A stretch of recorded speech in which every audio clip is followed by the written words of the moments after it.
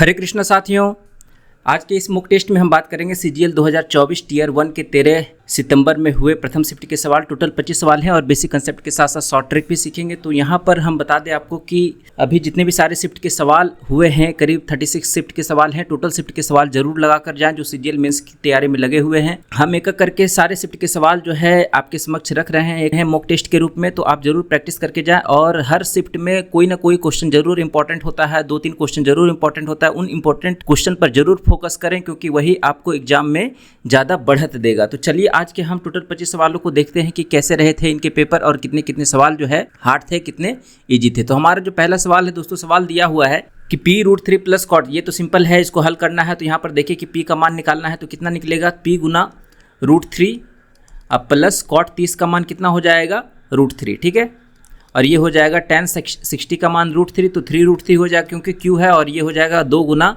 √3/2। इसको हल कर लेंगे तुरंत, तो ये हो जाएगा p गुना 2√3 बराबर ये 2√3। तो p का मान कितना आ जाएगा, 1। ठीक है, चलिए अगले सवाल की तरफ बढ़ते हैं। अगला सवाल है हमारे पास कि यहाँ पर देखिए कि आपके समक्ष दिया हुआ है सब्जेक्ट और टोटल मार्क्स दिए हुए हैं। मार्क्स आउट ऑफ 100 यहाँ पर आपके हर सब्जेक्ट में दिए हुए हैं। तो इस what is the percentage of marks obtained by the student. तो इस सवाल को हल करने का जो है आप इसको जोड़ के भाग कर सकते हैं 500 से। दूसरा तरीका है कि एवरेज निकालने के लिए ये देख लीजिए कि 100 से ये कितना कम है, 7 कम है, ये कितना कम है, 10 कम है, ये कितना कम है, 10 कम है, ये 100 से कितना कम है, 5 कम है, और ये 100 से कितना कम है, 22 कम है। टोटल जोड़ दीजिए कितना आ रहा है, तो 22, 5, 27, 27, 10, 37, 10, 43 और से 54 आ रहा है। 54 का एवरेज कितना हो जाएगा, 54/5 यानी कि 10.8। 100 में से 10.8 घटा देंगे दोस्तों तो हमारे पास कितना आ जाएगा, 89.2%। ठीक है, तो ये एक तरीका है, इस तरीके से भी आप एवरेज निकाल सकते हैं। तो चलिए अगले सवाल की तरफ बढ़ते हैं। अगला सवाल है दोस्तों हमारे पास कि 21 सेंटीमीटर त्रिज्या वाले एक गोलाकार पिज्जा का 1/4 हिस्सा पूरे पिज्जा से निकाल दिया गया, तो शेष पिज्जा की परिधि क्या होगी। तो शेष पिज्जा की परिधि, मान लीजिए कि ये हमारे पास गोलाकार है ना, यहाँ से हमने 1/4 निकाल दिया, ये निकाल दिया, और रेडियस कितना है आपके पास 21 सेंटीमीटर, ये 21 है और ये 21 है। तो परिधि निकालेंगे तो कितना, तो 1/4 निकाल दिया तो 3/4 हमारे पास बन जाएगा परिधि का। तो 3/4 गुना 2πr 2 गुना 22/7 गुना r कितना 21। अब प्लस दोस्तों जब यहाँ पर हम टोटल पेरीमीटर निकालेंगे तो इस रेडियस को भी जोड़ेंगे, ये रेडियस प्लस ये रेडियस, तो टोटल कितना हो जाएगा प्लस 42। ठीक है, तो इसको हल कर लेंगे तो हमारे पास कितना आ जाएगा, 2 दूनी 4, ये हो जाएगा 11 और 7 21, 11 9 99 अब प्लस 42। ठीक है, 9 2 11 9 4 13 1 14 141 जो होगा हमारा आंसर होगा। ठीक है, चलिए अगले सवाल की तरफ बढ़ते हैं। अगला सवाल है हमारे पास, सिंपली यहाँ पर एलिगेशन लगाएंगे। तो यहाँ पर देखिए कि 250 रुपये पर 5 किलो मिल रहा है, 280 रुपये पर हमको 5 किलो मिल रहा है, तो प्रत्येक किलोग्राम का वैल्यू कितना हो जाएगा, तो 5 25 50 हो जाएगा, और इधर हो जाएगा 5 25 और 5 का 30, 50 और 56 का रेशियो यहाँ पर फॉलो करेगा। ठीक है, और टोटल जो है दोस्तों हमारे पास कितना है, 7:8 के 2 प्रकार के चावल 7:8 के रूप में इसको मिक्स करना है। तो परिणामी मिश्रण की शुद्ध लागत, मान लीजिए कि ये x है। ठीक है, तो इसको सॉल्व करेंगे तो हमारे पास कितना आ जाएगा। अच्छा, इसको ऐसे सॉल्व करने के बजाय आप क्या कीजिए कि दोनों को मल्टीप्लाई कर दीजिए तो ज़्यादा आसान हो जाएगा। तो 7 5 35 350 अब प्लस 6 8 48 8 5 40 और 4 44, तो ये हो जाएगा 8 5 4 9 4 3 7 798/15 करेंगे तो 15 दूनी 30 15 3 45 15 4 60 15 5 75 15 5 75 हो जाएगा 5, और इधर 3 15 दूनी 30 15 तिहाई 45 हो जाएगा, तो 15 तिहाई 45 15 दूनी 30 53.2%, 53.2 रुपया जो होगा दोस्तों हमारा आंसर होगा। ठीक है, ऑप्शन 2। चलिए अगले सवाल की तरफ बढ़ते हैं। अगला सवाल है हमारे पास कि आपके पास देखिए कि मंथ दिया हुआ है ना, और इसमें ड्राई फ्रूट्स ये करके आपके पास जो है सेलिंग दिया हुआ है कि इतना इतना सेलिंग हुआ है। तो आपको बस प्रतिशत पूछ रहा है कि अगस्त 2012 से अक्टूबर 2012 तक की अवधि के लिए सूखे मेवे यानी कि ड्राई फ्रूट्स है ना, शुगर।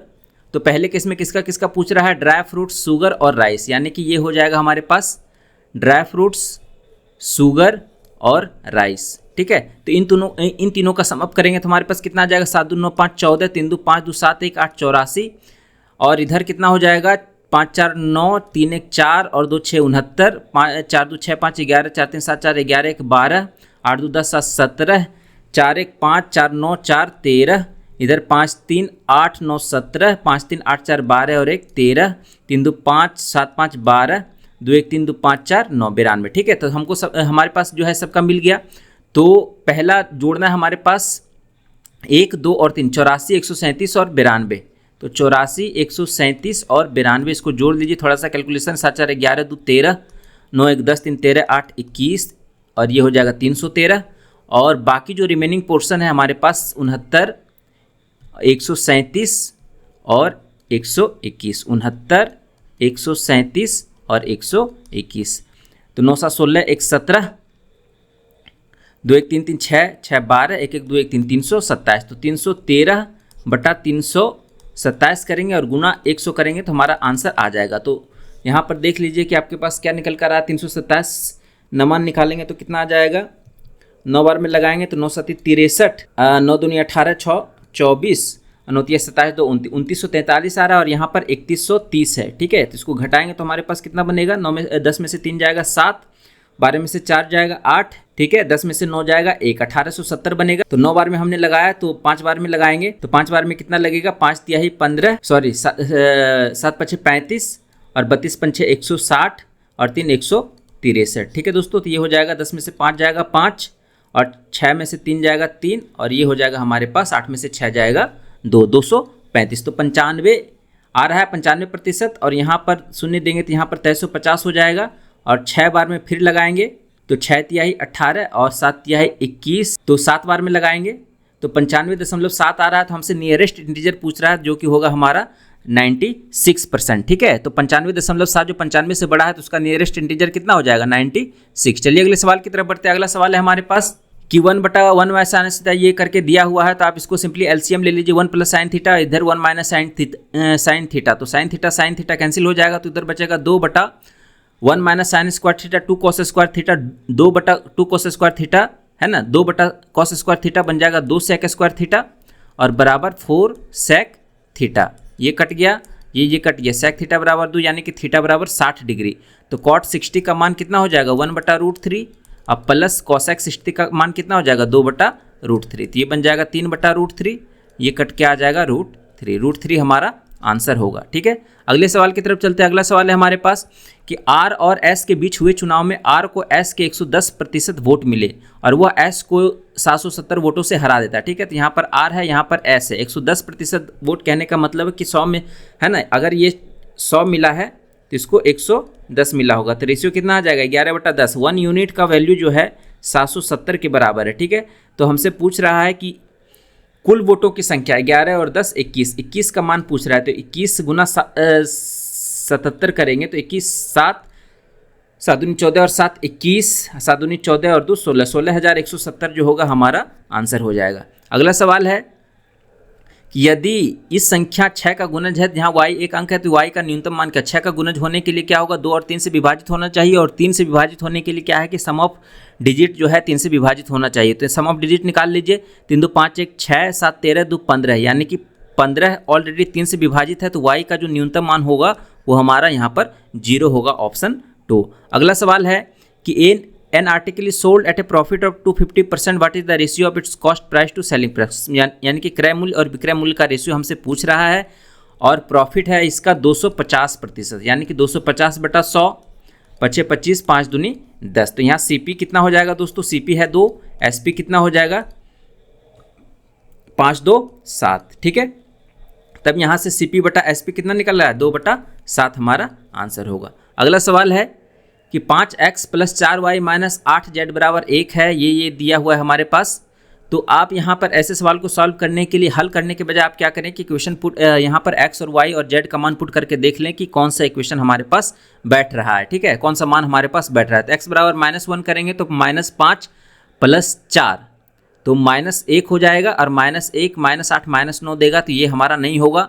दूसरे में जाएंगे तो x बराबर 1 यानी कि 7 y1 z1, 7 -9 -1 तो -1 जो होगा और यहाँ पर +1, 7 -9 जो होगा -2 और +1 -1, तो ये वाला ऑप्शन हमारा सटीक बैठ रहा है। दूसरे में जाएंगे 5x यानी कि 5 + 4 9 -8 ये भी बैठ रहा है और यहाँ पर जाएंगे 2 + 3 5 -4 ये भी बैठ रहा है, तो ऑप्शन 2 हमारा आंसर हो जाएगा। अगला सवाल है दोस्तों कि प्रणव 10% प्रतिवर्ष साधारण ब्याज की दर से इतना रुपए की राशि उधार लेता है। पहले वर्ष के अंत में वह उधार ली गई मूल राशि की वापसी के लिए 16,390 रुपये चुकाता है। यदि प्रणव दूसरे वर्ष के अंत में सभी लंबित बकाया चुका देता है, जिसमें पहले वर्ष के दौरान अर्जित ब्याज का भुगतान भी शामिल है, तो दूसरे वर्ष के अंत में उसे कुल कितना भुगतान करना पड़ेगा। तो यहाँ पर आप देख लीजिए कि आपके पास इतनी राशि है 6, 23 और 305, ठीक है। तो पहले वर्ष के अंत में वह 16,390 चुका देता है, 16,390 उसने चुका दिया। बाकी बचा कितना 5, और इधर हो जाएगा 10 में से 9 जाएगा 1, 12 में से 3 जाएगा 9, ठीक है, 12 में से 6 जाएगा 1, 60, 69 और 15 रुपया इसके पास बचा, ठीक है। एक वर्ष के बाद इतना इसका जो मूलधन था ये बचा, ठीक है। तो इस मूलधन पर जो है अगले वर्ष के लिए फिर ब्याज लगेगा, तो कितना हो जाएगा, पहले 1/10 है ना, तो 11/10 हो जाएगा इसका टोटल, है ना। अमाउंट कितना हो जाएगा 1 साल के बाद, 2 साल के बाद जो है अमाउंट इसका कितना बन जाएगा, इतना रुपए गुना 11/10, ये हमारे पास आ जाएगा। तो इसको गुना कर देंगे, 11×5 = 55 और 11 और 5 16 और 11 9 99 और 1 100, हाथ में बचा 10, 11 छक 66 और 10 76 और 11 छक 66, ये रुपया हमारे पास बचा, ठीक है दोस्तों। बटा 10 है तो ये 0.5 यहाँ पर आ जाएगा। अब क्या हुआ था कि ये मूलधन का ही ये पैसा चुकाया था, इस पर जो इंटरेस्ट लग रहा था पहला साल, है ना, वो यहाँ पर नहीं चुकाया था, वो अंतिम वर्ष में चुकाया है। तो इस पर इंटरेस्ट कितना लगेगा, तो 6, 23, 305 का 1/10 उसको इंटरेस्ट लगा होगा, ठीक है। क्योंकि यहाँ पर पहले वर्ष के अंत में जो है वो इंटरेस्ट नहीं चुकाया था, तो वो दूसरे वर्ष के अंत में चुका रहा है, तो इतना इंटरेस्ट इसका बन रहा था, है ना। तो इतना इंटरेस्ट बन रहा था, तो इसको जो है हम यहाँ पर जोड़ देंगे, तो बन जाएगा हमारे पास कितना 62, 33 और 0, अब यहाँ बटा 10 है तो 0.5, इसको जोड़ दीजिए, 5 5 10 7, यहाँ पर हो जाएगा 3 9 9 6 6 12 729 937 हमारा जो होगा वही आंसर होगा ऑप्शन 4, ठीक है दोस्तों। तो चलिए अगले सवाल की तरफ बढ़ते हैं। अगला सवाल है हमारे पास कि 70 मीटर त्रिज्या और 46,200 घन मीटर आयतन वाले शंक्वाकार पानी की टंकी की ऊंचाई मीटर में क्या है। तो 70 मीटर त्रिज्या है, तो आप जानते हैं कि वॉल्यूम जो होता है 1/3 पाई r स्क्वायर h होता है, तो 22/7 गुना r स्क्वायर कितना है 70 गुना 70 और गुना h, अब बराबर 46,200। सिंपल कैलकुलेशन है, इसको कर लीजिए, जल्दी से हो जाएगा। ये 10 बार में कट गया, ठीक है, और यहाँ से ये 11 दूनी 22 और 11 चौका 44, 11 दूनी 22 और ये बन जाएगा हमारे पास 2100 और ये 2 शून्य खत्म, 7 या 21, ठीक है। तो h का मान हो जाएगा 9, ऑप्शन 2। अगला सवाल कि a/b बराबर 6/8 है, b/c बराबर 5/10 है, तो a अनुपात b अनुपात c का मान क्या होगा। दोस्तों यहाँ पर देखिए कि a b है, ये b है 8 है यहाँ पर, और यहाँ पर देखिए b है 5 है, तो इस b को जो कॉमन टर्म है इसको बराबर कर दीजिए, तो इसको इस 5 को इसके साथ मल्टीप्लाई कीजिए और इस 8 को इन दोनों के साथ मल्टीप्लाई कीजिए, तो आपका आंसर निकल कर आ जाए 6 5 30 अनुपात 40, और इधर भी 40 है तो 40 को एक ही बार रखेंगे और इधर 8 10 80, ठीक है। तो 30 40 80 आ गया, 3 4 8 हमारा आंसर हो जाएगा। अगला सवाल है कि सिंप्लीफाई द फॉलोइंग एक्सप्रेशन, यहाँ पर इसको सिंप्लीफाई करना है, तो सबसे पहले ऑफ का काम करेंगे। 12 5 60 70 में से 5 जाएगा 65, अब प्लस 20 माइनस 10, 10/10 ये हो गया 66, अब प्लस ये हो जाएगा, पहले ऑफ का काम करेंगे 6, तो 25 चौका 100 ये हो जाएगा 24 गुना 24 भागा 6, यानी कि ये हो जाएगा 4 गुना और इधर हो जाएगा 6, 3 दूनी 6, अब प्लस 5 दूनी 10, तो 66 प्लस 24 90 प्लस 10 100 हमारा आंसर हो जाएगा। अगला सवाल है कि नीचे दिया गया पाई चार्ट एक दुकान के लिए एक दिन में एक विभिन्न प्रकार के विभिन्न फलों की बिक्री का प्रतिशत दर्शाता है। यदि एक फल विक्रेता द्वारा एक दिन में बेचे गए फलों की कुल संख्या 1200 है, तो संतरे और सेब के लिए पाई चार्ट में संयुक्त केंद्रीय कोण पूछ रहा है। यहाँ पर 100% बराबर 360, यानी कि 1% बराबर 360/100, ठीक है। अब पूछ रहा है संतरे और सेब, तो संतरा कौन सा है हमारे पास, ऑरेंज 30, और सेब है हमारा ब्लू वाला 30 20 50, तो 50 पूछ रहा है, यानी कि 50 दूनी 100 और ये हो जाएगा 180 डिग्री हमारा आंसर होगा ऑप्शन 3। अगला सवाल कि यहाँ पर देखिए कि आपके पास दिया हुआ है कि एक नाव कुल 32 घंटों में 78 किलोमीटर धारा के प्रतिकूल और वापस यात्रा कर सकती है। यदि कुल 9 घंटों में 15 किलोमीटर धारा के प्रतिकूल और 52 किलोमीटर धारा के अनुकूल यात्रा कर सकती है, तो स्थिर पानी में नाव 12 घंटे में कितनी दूरी तय करेगी। तो इसको हल करने के लिए हमको क्या करना पड़ेगा कि आप जानते हैं कि डाउन स्ट्रीम का जो रिलेटिव वेलोसिटी होता है धारा के अनुकूल जो होता है, अगर धारा का x और बोट का y है तो x प्लस वाई बनेगा डाउन स्ट्रीम में, और अप स्ट्रीम में जो बनेगा वो x minus y relative speed बनेगा। ठीक है, किलोमीटर पर आवर यहाँ पर लेंगे। तो यहाँ पर देखिए कि 32 घंटों में 78 किलोमीटर धारा के प्रतिकूल, यानी कि समय निकालेंगे 78 बटा धारा के प्रतिकूल x माइनस वाई, अब प्लस वापस आ रहा है फिर से 78 किलोमीटर चल रहा है, यानी कि x प्लस वाई बराबर दिया हुआ है हमारे पास टोटल 32 घंटा, पहला इक्वेशन। और दूसरा इक्वेशन बनेगा 9 घंटे में 15 किलोमीटर धारा के प्रतिकूल, यानी कि 15 बटा एक्स माइनस वाई अब प्लस 52 बटा एक्स प्लस वाई। ठीक है, और ये बन जाएगा हमारे पास कितना 9 घंटा। ये हमारा दूसरा इक्वेशन आ गया। इन दोनों को सॉल्व करेंगे तो कैसे सॉल्व करेंगे, यहाँ पर देखिए कि 4 से काटेंगे तो 6 से काटेंगे तो ये कितना बार में कट जाएगा, 13 छक्का 78, ये 13 छक्का 78, यहाँ भागा 6 हो जाएगा। क्योंकि यहाँ पर देखिए कि हम एक टर्म को समान बनाएंगे तो यहाँ पर 13 15 है, यहाँ पर 13 52 है, 13 के टर्म में यहाँ पर 52 आएगा तो इसको हम इक्वेट करने की कोशिश करेंगे तो यहाँ पर हम 4 से मल्टीप्लाई करेंगे तो ये भी हो जाएगा 4 गुना, ये भी हो जाएगा 4 गुना और ये भी हो जाएगा 4 गुना। अब दोनों को घटा देंगे तो ये घट जाएगा, तो ये दोनों घट जाएगा, कैंसिल हो जाएगा, 52 में से 15 जाएगा तो कितना बचेगा 37 बटा एक्स माइनस वाई, और बराबर ये हो जाएगा 2 दूनी 4 और 2 तिहाई 6, 64 माइनस 27, यानी कि इसको घटाएंगे तो 64 माइनस 27 जाएगा तो कितना बचेगा 37 बटा 3, ये कट जाएगा तो x माइनस वाई का मान हमारे पास 3 आ गया। तो x प्लस वाई का मान कितना आ जाएगा, यहाँ पर x माइनस वाई का मान रख देंगे तो 26 तिहाई 78, 26 32 में से 26 जाएगा 6 बचेगा, अच्छा ये 13 हो जाएगा। तो x प्लस वाई का मान जो हो जाएगा वो 13 हो जाएगा। अब यहाँ से x का मान निकाल लेंगे तो x कितना आ जाएगा, दोनों को जोड़ देंगे 13 3 16 बटा 2 यानी कि 8 आ जाएगा, 8 किलोमीटर प्रति घंटा।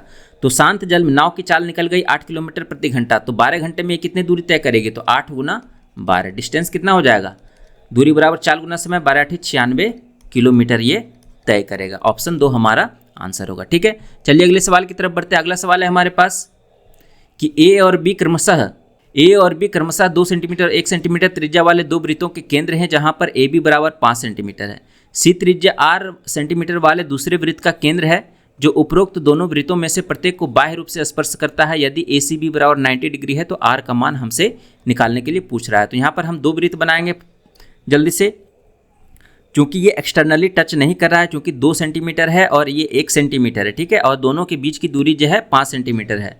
तो यहाँ पर हम 2 सेंटर बनाएंगे, एक ए है और एक बी है। ठीक है दोस्तों, और इन दोनों की सेंटीमीटर है 5। अब कह रहा है कि सी त्रिज्या दोनों वृत्त को स्पर्श करती है, बाह्य रूप से स्पर्श करती है। इसका मतलब है कि इसको ऐसा वृत्त बनाना है जो दोनों को बाह्य रूप से स्पर्श करे। तो यहाँ से ये जो सेंटर है वो सी है, तो यहाँ से इसको अगर हम बनाएंगे तो यहाँ पर ए सी बी जो है वो 90 डिग्री दिया हुआ है। ठीक है, ये टोटल डिस्टेंस है 5 सेंटीमीटर।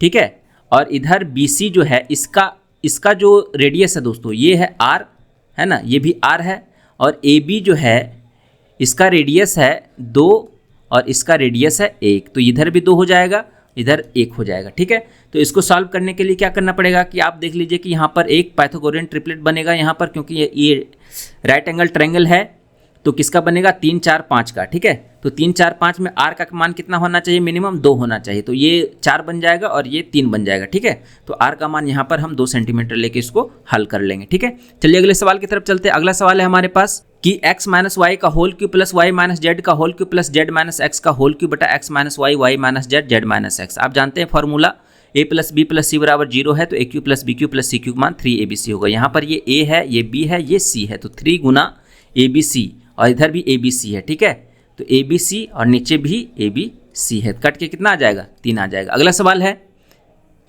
कि एक सर्कल है हमारे पास 7 इकाई त्रिज्या का एक वृत्त से 7 इकाई लंबाई वाली एक जीवा द्वारा एक चाप काटा जाता है। छोटे भाग की चाप लंबाई क्या है, चाप की लंबाई आपसे पूछ रहा है। आपके पास एक है, ठीक है, वृत्त है और 7 का आपके पास रेडियस है, और आर्क लेंथ जो है एल का मान आपसे पूछ रहा है, और यहाँ पर जो है चाप की लंबाई, जीवा की लंबाई जो दे रखी है, ठीक है, वो 7 इकाई है ना, 7 सेंटीमीटर इसको मान लेते। तो आप देख लीजिए कि यहाँ पर जो ट्रायंगल बन रहा है वो समबाहु त्रिभुज है। ठीक है, तो समबाहु त्रिभुज में जो कोण होगा, है ना, वो 60 डिग्री प्रत्येक कोण होगा। तो यहाँ पे आप जो है एल का मान निकाल लीजिए। एल का फॉर्मूला क्या होता है 2 पाई r थीटा, तो 2 गुना पाई के टर्म्स में ही आंसर है। तो 2 गुना पाई गुना आर थीटा, आर कितना है 7 और थीटा कितना है 60 बटा 360 डिग्री। ये कट गया, 6 चौका 36 और ये 2 तिहाई 6, 7 पाई बटा 3 जो होगा हमारा आंसर होगा ऑप्शन 3। अगला सवाल है कि 10 और 5 का सिंगल इक्विवेलेंट डिस्काउंट क्या होगा, तो ये हो जाएगा 25 और माइनस 1.5, ठीक है, तो 23.5% ऑप्शन जी। फॉर्मूला क्या होता है, a plus b minus a b बटा 100, ठीक है। अगला सवाल है कि एक टैंक को भरने के लिए 2 पाइप का उपयोग किया जाता है। जब उन्हें एक साथ संचालित किया जाता है वो 20 मिनट में टैंक को भर सकते हैं और ए जो है बी की तुलना में 2.5 गुना तेजी से टैंक को भरता है, तो तेज पाइप अकेले टैंक को भरने में कितना समय ले सकता है। तो आप देख लीजिए कि a बटा बी जो है वो 2.5 गुना तेज है, ठीक है, b से, तो 2.5 गुना कहने का मतलब है 5 बटा 2, ठीक है। अब ये दोनों मिलकर 20 मिनट में टैंक को भरें, यानी कि 7 गुना 20 हो जाएगा। ये इफिशियंसी रेशियो निकल कर आ गया, तो total work efficiency into time हो जाता है, 7 गुना 20 हो जाएगा टोटल वर्क, ठीक है। अब इस वर्क को कौन करेगा, फास्टर पाइप, ठीक है। तो फास्टर पाइप कौन सा है, जिसका इफिशियंसी ज़्यादा है, तो 5 से भाग दे देंगे, तो ये हो जाएगा हमारे पास 4 7 चौका 28 मिनट हमारा आंसर होगा। अगला सवाल है कि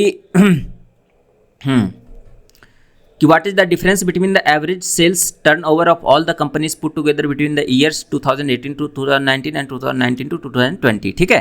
तो यहाँ पर डिफरेंस पूछ रहा है एवरेज सेल्स का किसके बीच में, 2018-19 और 2019-20 के बीच में एवरेज सेल्स आपसे पूछ रहा है। तो एवरेज सेल्स यहाँ पर देख लीजिए कि किस पर फोकस करना है, इस कलर पे और ग्रे कलर पे, ठीक है, ऑरेंज और ग्रे कलर पे आपको फोकस करना है। तो यहाँ पर इसको सॉल्व करने के लिए क्या करेंगे कि ऑरेंज वाले के लिए हम मान लेते हैं कि एवरेज जो है 300 है, ठीक है। यहाँ पर देखिए 250 है, ठीक है, तो एवरेज जो है मान लेते हैं 250 है। तो डिफरेंस कितना है, यहाँ पर डिफरेंस है 0, ठीक है, 0 प्लस दूसरे में डिफरेंस कितना है 50, ये 50 ज़्यादा है और ये कितना ज़्यादा है, 100 ज़्यादा है, ठीक है, ये वाला 100 ज़्यादा है, ये 100 ज़्यादा है, प्लस ये कितना कम है, 250 से कितना ज़्यादा है, तो 25 ज़्यादा है, 25, और ये कितना कम है, तो 50 कम है, -50, और ये कितना ज़्यादा है, तो प्लस 250 से 400, 150, ठीक है, तो 150 ज़्यादा है। तो कुल कितना हो रहा है, 150 में से 50 जाएगा तो 100 बनेगा, 125, ये 225 बन रहा है, 225 बटा 5 करेंगे तो कितना बन जाएगा, 225 बटा 5 करेंगे तो 5 चौका 20, 5 नमा 5 25, 45, 250 प्लस 45 कितना हो जाएगा 295। तो हमारा जो एक्चुअल एवरेज है ऑरेंज का 295 है। ग्रे कलर का देख लेते हैं कि क्या एवरेज है, मान लेते हैं कि इसका एवरेज जो है ग्रे कलर का 300 है, ठीक है, तो इसका एवरेज मान लिए हमने 300। तो डेविएशन कितना है हमारा पहला में, तो पहला में 0 हो जाएगा, 300 माइनस 300 0, प्लस इसमें कितना हो जाएगा 300, ये देखिए 300 से कितना कम है -50, तो यहाँ पर -50 हो जाएगा, ठीक है। दूसरा में देखेंगे ये भी 0, तीसरा में ये भी 0, और चौथा में देखेंगे तो ये कितना है 350 प्लस 50 का है, ठीक है, 50 ज़्यादा है, तो 50 माइनस 50 0, यानी कि 300 में कोई डेविएशन हमारा नहीं आ रहा है, तो 300 ही हमारा एवरेज होगा। अब इन दोनों का डिफरेंस कितना है, 300 में से 295 जाएगा तो 5, ठीक है, तो यही हमारा आंसर हो जाएगा। चलिए अगले सवाल की तरफ बढ़ते हैं। अगला सवाल है हमारे पास कि त्रिभुज PQR और ABC जो है सर्वांगसम है। तो 2 त्रिभुज आपके पास सर्वांगसम है। सर्वांगसम कहने का मतलब है कि दोनों त्रिभुज आपस में सब रूप से बराबर है, एंगल की दृष्टि से और साइड की दृष्टि से भी। तो ये है P, ये है Q, ये है R, इसका साइड भी बराबर होगा A के, B के और C के, जैसा कि यहाँ पर फॉर्मेट में दिया हुआ है। तो AB बराबर 6 है तो PQ का भी मान 6 होना चाहिए, B बराबर 50 है तो इसका Q का मान 50 होना चाहिए, और A का मान 70 है, ये 70 है तो इसका भी मान 70 होना चाहिए, 70 50 120, तो ये हो जाएगा 60, तो ये भी मान हमारा 60 होना चाहिए, ठीक है। तो ये चीज़ है आपको ध्यान रखना है। तो अब देख लीजिए कि कौन सा सही है, तो PQ बराबर 6 और R बराबर 60, तो R बराबर 60 ऑप्शन 4 हमारा सही होगा। चलिए अगले सवाल की तरफ। 24 नंबर का सवाल है कि साइन 31 बराबर अल्फा है, then the value of cot 59। तो साइन 31 का मान वही होगा जो कॉस 59 का होगा, ठीक है। तो कॉस 59 का मान अल्फा है, तो साइन 59 का मान कितना हो जाएगा 1 minus root under 1 minus sine square alpha या 1 माइनस कॉस स्क्वायर अल्फा, यानी कि ये हो जाएगा 1 माइनस अल्फा स्क्वायर, और इसको बटा कर देंगे तो अल्फा बटा root under 1 minus alpha square हमारा आंसर हो जाएगा, जो कि देगा कॉट 59 डिग्री, ठीक है। अगला सवाल है और ये लास्ट सवाल है दोस्तों, यहाँ पर देखिए कि सवाल दिया हुआ कि एक कैफ़े में रमा ने अपने 7 दोस्तों के लिए 240 रुपये में ड्रिंक्स खरीदी। उनमें से कुछ को कॉफ़ी चाहिए थी जबकि अन्य को ब्लैक टी चाहिए थी। एक नियमित कप कॉफ़ी की कीमत 40 रुपये है और एक नियमित कप ब्लैक टी की कीमत 30 रुपये है, तो उसने कितने कप चाय खरीदी। सिंपल सा एलिगेशन रूल यहाँ पर लगाएंगे। तो क्या कह रहा है एलिगेशन रूल, यहाँ पर कॉफ़ी की कीमत मान लीजिए सी है 40 का, ठीक है, सीपी का मान दिया हुआ, और यहाँ पर देखिए कि ब्लैक टी का मान जो दिया हुआ है आपके पास 30 रुपये है, और एवरेज जो है निकाल लेंगे 240/7। टोटल एवरेज कितना हो जाएगा 240/7। घटा देंगे तो इससे इसको घटाएंगे तो 210 30/7 हो जाएगा, और इधर हो जाएगा 280 में से 40 जाएगा 40/7। रेशियो क्या निकल कर आ रहा है, 7 खत्म, 3:4 का रेशियो निकल कर आ रहा है। और 3:4 का मतलब टोटल 7 यूनिट है, ये है नंबर, ठीक है। तो नंबर है अपने टोटल, यहाँ पर दोस्त का जो नंबर है वो निकला है, तो टोटल 7 दोस्त हैं, और यहाँ 3:4 का फॉर्मेट यहाँ पर 3:4 का आ गया, तो हमारे पास जो होगा 1 यूनिट बराबर 1 दोस्त, ठीक है। तो यहाँ से आप निकाल लें कि उसने कितने कप चाय खरीदी, है ना।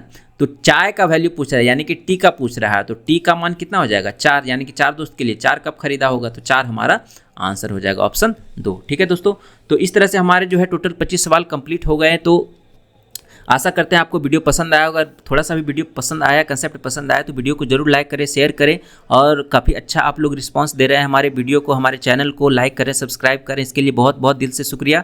और ये चीज़ें जो है हमको आगे की वीडियो के लिए बहुत ही ज़्यादा मोटिवेट करती है, ठीक है। तो बने रहिए हमारे चैनल के साथ, तब तक के लिए धन्यवाद, नमस्कार।